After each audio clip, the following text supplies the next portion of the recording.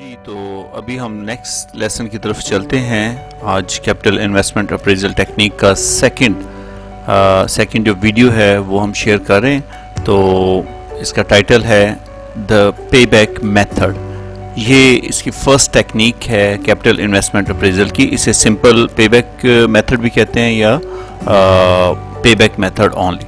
सो चलते हैं payback method कैसे कैलकुलेट करते हैं। जी, सबसे पहले देखते हैं कि पेबैक पीरियड जो है ना वो उसको डिफाइन हम कैसे करेंगे। बेसिकली जो आपका पेबैक पीरियड है ये मेजर करता है the length of time required for the total cash flows to equal to the initial capital investment. For suppose आपके पास अगर एक इन्वेस्टमेंट है $10,000 की और हर साल $5,000 $5,000 आपको वो पे बैक करे, तो कितने ईयर्स के अंदर आपकी जो इनिशियल इन्वेस्टमेंट है वो वापस आ जाएगी। तो उसका आंसर है 2 ईयर्स। 2 ईयर की जो लेंथ है उसको आप पे बैक पीरियड बोलेंगे। सो पे बैक पीरियड के अंदर हम ये कैश फ्लोज को यूज़ करता है, राइट। नॉन कैश आइटम इसके अंदर जो है ना वो शामिल नहीं करते। फॉर एग्जांपल डेप्रिसिएशन है या एक्रूवल है, प्री पेमेंट्स, उनको हम इग्नोर कर देते हैं। तो आपने जस्ट कैश फ्लोज को देखना है। अभी मैंने जो एग्जांपल आपसे कोट की $5,000 की, तो वो कैश फ्लोज से, वो प्रॉफिट की बात नहीं हो रही थी। अगर प्रॉफिट आता है तो उसको कैसे टैकल करना है ये मैं अभी शॉर्टली आपसे डिस्कस करता हूँ। तो चलिए न्यूमेरिकल की तरफ चलते हैं। ये आपके पास ऑप्शन है कैपिटल इन्वेस्टमेंट अप्रेजल टेक्निक के अंदर। मैंने आपसे बोला था कि आपके पास हमेशा 2 अल्टरनेटिव होंगे या 2 से ज़्यादा भी हो सकते हैं, तो उनमें से बेस्ट अल्टरनेट आपने पिक करना है। तो यहाँ पे आपके पास एक मशीन ए आप परचेज कर सकते हैं।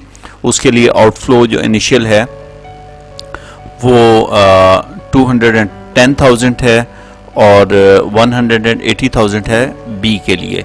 लेकिन उसके लिए जो एस्टिमेटेड कैश फ्लोज दिए हुए हैं कैश की सूरत में, फर्स्ट ईयर जो मशीन ए है वो 70,000 आपको वापस करेगी, फिर 80,000 नेक्स्ट थर्ड ईयर के अंदर 90 और फिर फोर्थ ईयर में 90। और इसी तरह जो मशीन बी है वो आपको रिटर्न कर रही है 70,000 इन ईयर 1 और 70,000 ईयर 2, 80,000 10, 80,000। इसके अंदर जो ये कैश फ्लोज हैं उसको ये सोचा जाता है या अज्यूम किया जाता है कि ये ईयर एंड के ऊपर हमें ये चीज़ें ये जो है ना वो मिल रही हैं।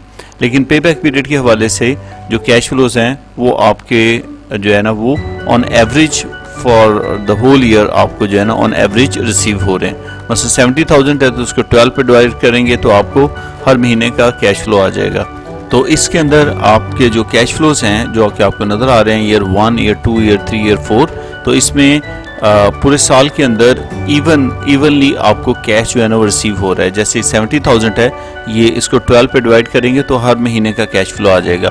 तो ये अजम्पशन है इसकी कि आपका जो कैश फ्लो है वो हर पूरे साल के अंदर इवनली जो है रिसीव हो रहा है। तो ये आपका ए और बी जो मशीन है, ए मशीन के कैश इनफ्लोज हैं और इसी तरह बी मशीन के जो है ना कैश इनफ्लोज हैं। इसको सॉल्व कैसे करना है, मशीन ए को देखते हैं। सबसे पहले तो आप यहाँ पे 0 पीरियड लिखेंगे या Y0 या नाउ आप लिख लें, एक ही बात है। तो इसमें इनिशियल इन्वेस्टमेंट आपकी नेगेटिव शो करेंगे आप। फिर ईयर 1, ईयर 2, ईयर 3, ईयर 4 जितने भी आपके ईयर्स में कैश फ्लोज आ रहे हैं वो सारे के सारे आप लिख लेंगे। ये आपने कॉलम जो है ना बड़ी एहतियात से बनाना है, ये दोनों कॉलम्स। यहाँ पे आपने क्या करना है कि अमाउंट एट द एंड, अभी पहला साल जब अभी 0 पीरियड है, 0 पीरियड के अंदर सारा का सारा आपका बैलेंस रहता है। लेकिन अब जब ईयर 1 ख़त्म होगा तो वो 210,000 में से ये 70 निकल जाएगा और बाकी रिमेनिंग बैलेंस इधर आ जाएगा। तो 210 में से 70,000 माइनस करें तो आपका 140 रहता है। तो आपका कितना पीरियड अभी यूज़ हो गया, 1 साल आपका पूरा लग गया, लेकिन आपको भी पैसे वापस नहीं लौटे पूरे के पूरे। फिर 140,000 में से नेक्स्ट जो आपका ये जो 80,000 है उसको आप लेस करेंगे तो आपका रिमेनिंग जो है ना वो 1 साल और गुजर गया और आपके पास पैसे अभी बैलेंस 210,000 में से 60,000 बाकी बच गया। जब आप आते हैं ईयर 3 के अंदर, यहाँ पर थोड़ी सी सिचुएशन है चेंज। वो क्यों? वो इस वजह से क्योंकि इसमें पूरे साल के अंदर आपको 90,000 रिकवर हो गए, लेकिन रिक्वायर्ड आपको कितने थे?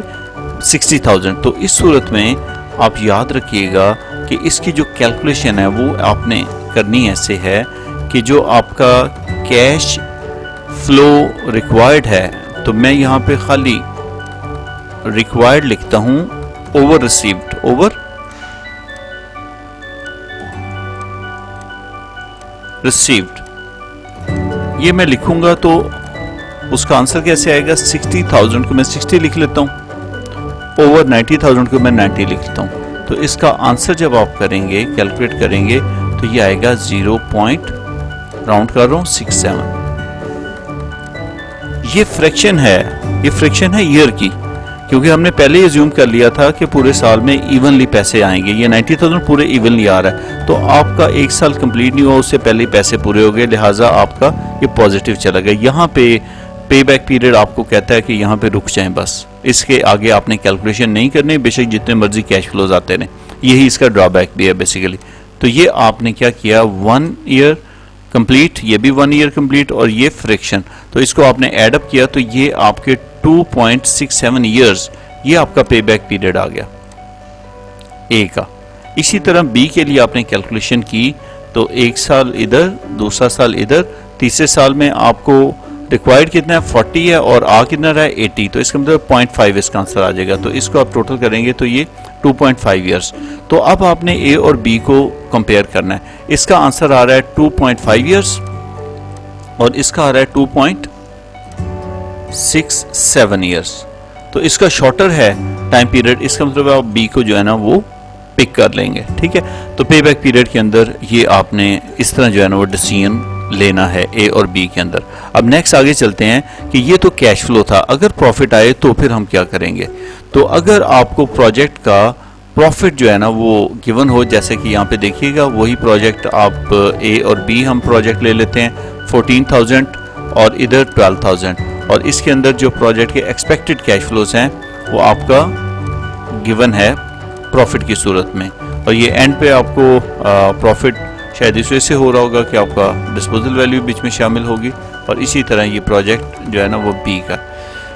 यहाँ पे डेप्रिसिएशन ये थोड़ा सा हाइड हो गया। डेप्रिसिएशन एक्सपेंस आपका हर साल का 1500 ये गिवन है, ये 1200 अगर गिवन नहीं होगा तो उन्होंने कोई ना कोई टेक्निक बताई होगी, रिड्यूसिंग है या डिमिनिशिंग बैलेंस मेथड, उसके मुताबिक आप उसको कैलकुलेट कर लेंगे। इसके लिए मेरी वीडियो बनी हुई है डेप्रिसिएशन की, वो आप देख सकते हैं। तो अब हम प्रॉफिट को कन्वर्ट करने लगे कैश फ्लो के अंदर। तो इसका तरीका ये होता है कि आप हर प्रॉफिट के अंदर जो नॉन कैश एक्सपेंस है उसको ऐड कर दें।